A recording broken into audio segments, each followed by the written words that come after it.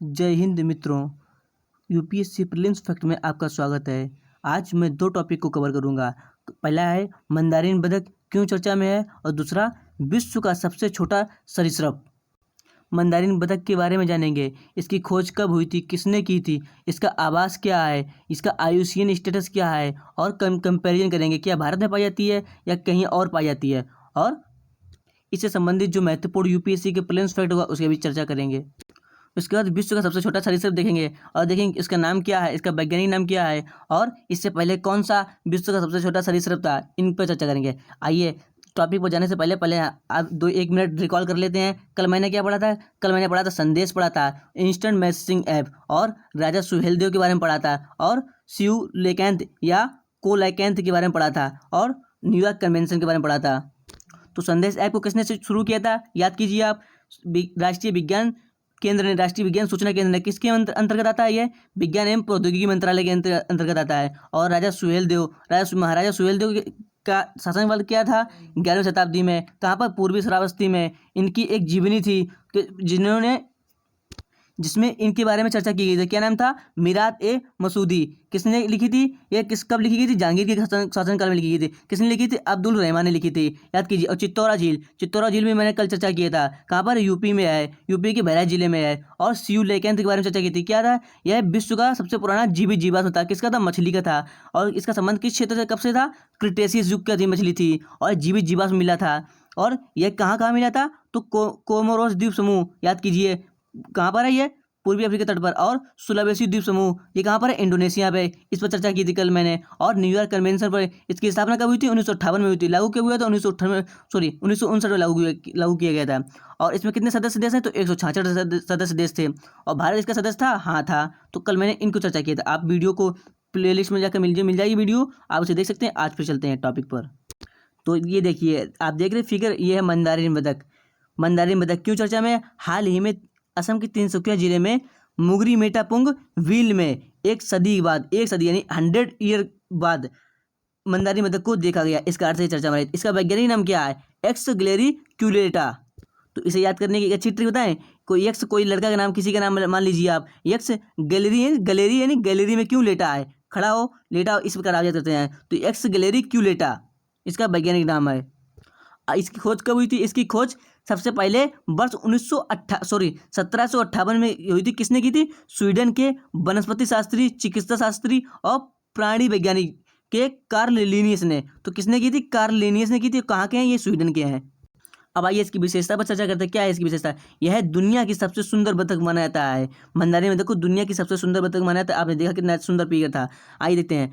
नर मंदारिन पीठ और गर्दन के पास विस्तृत नारंगी पंख और रंगीन होते हैं। नारंगी और रंगीन पंख होते हैं। नर मंदारिन अत्यधिक सुंदर होता है। तो नर मंदारिन अत्यधिक सुंदर होता है मादा मंदारिन की तुलना में। मादा मंदारिन में क्या होता है? मादा मंदारिन के सिर पर ग्रे रंग की भूरी, सिर का रंग ग्रे होगा, और भूरी पीठ होगी, और सफ़ेद आँख होगी। तो इसे कैसे पहचानेंगे? अगर सफ़ेद आँख होगी तो क्या कहेंगे? मादा मंदारिन है बतख। अब आइए देखते हैं इनके भोजन, ये क्या खाते हैं। तो बतख क्या पानी में रहते हैं। तो पानी में क्या? पानी में मछली मिलेगी और कीड़े मकोड़े मिलेंगे, तो ये खाते होंगे ऑब्वियसली। हाँ, अब देखते हैं कि इनका आवास क्या है। आवास, ये पक्षी नदियों में, धाराओं में। पंख क्या होता है? पंख एक, जैसे कोई पानी भरा हुआ क्षेत्र होता है, कीचड़ टाइप का पंख, उसे कहते हैं। जहाँ कमल उगता है उसे पंख कहते हैं। तो पंख कच्छ भूमि और मीठे जल की झीलों सहित आर्द्र भूमियों के समीप, कहाँ? आर्द्र भूमियों के समीप समशीतोष्ण वनों में निवास करते हैं। समशीतोष्ण वन, ये जरूर याद करना। और ये क्या भारत में निवास करते हैं? देखते हैं। यह पक्षी पूर्वी एशिया का मूल निवासी है। मूल निवासी क्या कहते हैं? मूल निवासी उस क्षेत्र कहते हैं जिसकी उत्पत्ति उस क्षेत्र में हुई है। जैसे न्यूजीलैंड के मूल निवासी क्या कहते हैं? माओरी कहते हैं। माओरी। न्यूजीलैंड के मूल निवासियों क्या कहते हैं? माओरी कहते हैं। तो क्योंकि माओरी के लोग वहीं रहते हैं, और जो बाद में जैसे ब्रिटेन के लोग जाकर वहाँ बाद में बसे, तो वे मूल निवासी नहीं है। मूल निवासी माओरी हैं, जिनकी उत्पत्ति वहीं हुई थी। तो इस प्रकार से यह पक्षी कहाँ, इसकी उत्पत्ति कहाँ हुई थी? पूर्वी एशिया। जैसे थाईलैंड हुआ, कंबोडिया हुआ, ये क्या? ये पूर्वी एशिया के क्षेत्र हैं। तो और लेकिन ये पूर्वी एशिया के साथ साथ ये पश्चिमी यूरोप और अमेरिका में भी पाया जाता है। पाया यहाँ भी जाता है, लेकिन इसकी मूल उत्पत्ति कहाँ की हुई थी? पूर्वी एशिया। भारत में भी, भारत दक्षिण पूर्व एशिया में पड़ता है। ठीक है, ये पूर्वी एशिया की बात हो रही है यहाँ पर। तो ये भारत में इसकी उत्पत्ति नहीं थी। मूल निवासी कहाँ का है? पूर्वी एशिया का। और ये प्रेजेंट क्या करते हैं? यह कहाँ प्रजनन करते हैं? रूस, कोरिया, जापान और चीन, यही ये पूर्वी क्षेत्र पड़ते हैं। जापान हुआ, कोरिया हुआ, तो इस क्षेत्र में ये प्रजनन करती हैं। यानी इससे क्या मालूम पड़ा, ये ठंडे क्षेत्रों में, रूस के क्षेत्रों में, कोरिया यहाँ पर क्षेत्रों में प्रजनन करती हैं। अब आगे भारत में ये क्यों देखा गया, तो आइए देखते हैं भारत में उपस्थित किस कारण चर्चा में है। यह बताए कभी कभी ही भारत में आते हैं, कभी कभी ही, क्योंकि भारत उनके प्रवास मार्ग में नहीं आता है। भारत उनके, क्योंकि देखिए भारत उसके प्रवास मार्ग पर नहीं आता है। इस वर्ष इसे देखा गया है। और इससे पहले 1902 में असम की तिनसुकिया जिले में इसे डिब्रू नदी में देखा गया। तो ऐसे पूछते, डिब्रू नदी कहाँ पर है, तो असम में है। इस प्रकार के क्वेश्चन आप नोट कीजिएगा। असम में डिब्रू नदी है। और डिब्रू सैखोवा नेशनल पार्क कहाँ पर है, ये भी असम में है। चर्चा में था क्योंकि अभी यहाँ पर इससे पहले ONGC के प्लांट पर आग लग गई थी, उसके पास में ये डिब्रूगढ़ सैखोवा वन्यजीव अभयारण्य था असम में। और असम का एक पुल बना हुआ धौला सादिया, वो कहाँ पर, असम का है। तो फ्रेंड्स नोट कीजिएगा। अब बात असम की हो रही है, तो असम के एक दो वन्यजीव अभयारण्य और सुन लेते हैं। जैसे आपने सुना होगा काजीरंगा वन्यजीव अभयारण्य कहाँ पर है, असम में है। और ये किस नदी को गुजरती है, यहाँ से ब्रह्मपुत्र नदी को गुजरती है। और यह किस लिए प्रसिद्ध है, ये एक सिंग वाले गेंडे के लिए प्रसिद्ध है। और एक सिंग वाला गेंडा और दो सिंग वाले गेंडा कौन से होते हैं? एक सिंग वाला गेंडा भारतीय होता है, यानी एशियाई गेंडा होता है। जिसमें दो सिंग होते हैं वो सुमात्रा गेंडा होता है। और जो सुमात्रन गेंडा सबसे छोटा होता है, और एशियाई गेंडा सबसे बड़ा होता है। सबसे बड़ा एशियाई गेंडा और सबसे छोटा सुमात्रन गेंडा, इसके दो सिंग होते हैं। और भारतीय यानी एशियाई गेंडा के एक सिंग होता है। तो एशियाई का एक सिंग सबसे बड़ा, सुमात्रा का दो सिंग सबसे छोटा। काजीरंगा असम ब्रह्मपुत्र नदी से होकर गुजरती है। ब्रह्मपुत्र की सहायक नदी कौन सी है, यहाँ पर है एक डिफ्लू नदी है। और काजीरंगा से एक नेशनल हाईवे निकलता है, उसका नाम क्या है, NH37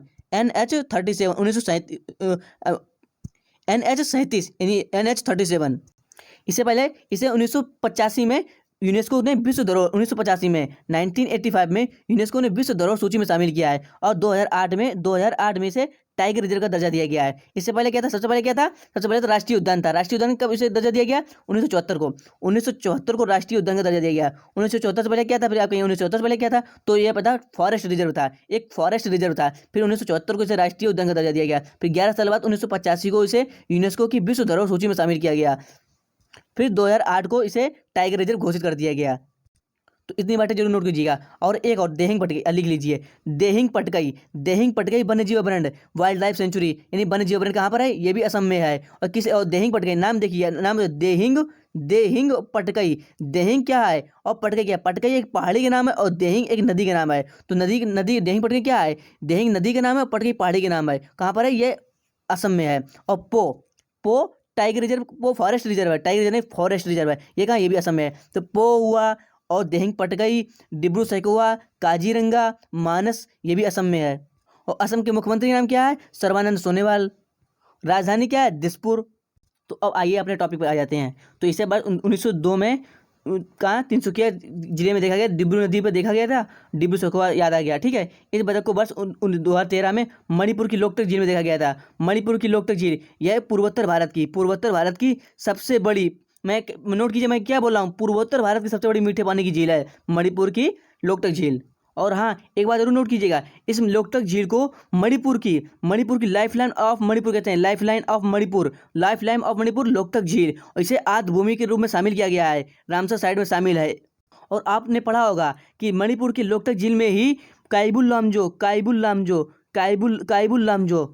मैं लिख दे रहा हूँ, काइबुल लामजो, नोट कीजिएगा। काइबुल लामजो राष्ट्रीय उद्यान है, जो विश्व का एकमात्र तैरता उद्यान है। विश्व का एकमात्र तैरता उद्यान क्या है, काइबुल लामजो। कहाँ पर है, मणिपुर के लोकटक झील में स्थित है। और इस उद्यान में एक हिरन पाया जाता है, जिसे क्या कहते हैं, डांसिंग डियर। कहाँ पर, काइबुल लामजो, मणिपुर लोकटक झील। और डांसिंग डियर ना दे तो लिखेगा संगाई हिरन।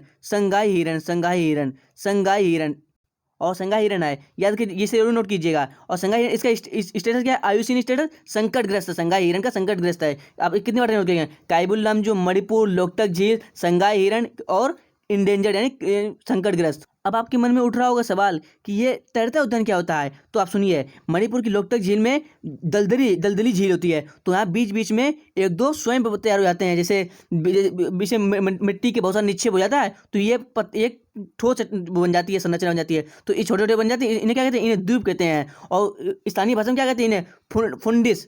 तो लिख लीजिए फोर्मडिस या फुंडिस कहते हैं किसे, इन दलदली जीव को जो प्राकृतिक रूप से जो बन जाते हैं द्वीप, इन्हें क्या कहते हैं, फुंडिस, फुंडिस या फोर्मडिस कहते हैं। और जो अगर कृत्रिम मानव स्वयं मानव अगर स्वयं कृत्रिम रूप से निर्माण करे तो उसे क्या कहेंगे, अथफुम्स, अथफुम्स, अथफुम्स।